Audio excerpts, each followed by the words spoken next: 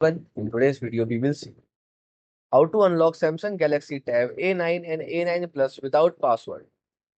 Bypass lock screen guide. Method 1. Reset using your Samsung SmartThing Find.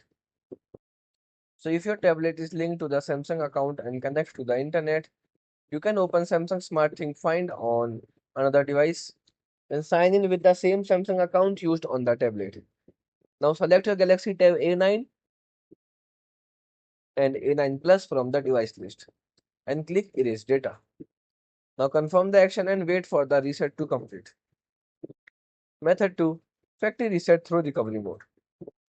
If you cannot use SmartThing, you can find and turn off the tablet completely. You can press and hold volume up, press power button together. Now release the buttons when the Samsung logo appear and the recovery menu appear. Opens and use the volume button to highlight wipe data or factory reset and then press the power button to select it. Now choose factory data reset and confirm. So select reboot system now. Thanks for watching. Goodbye.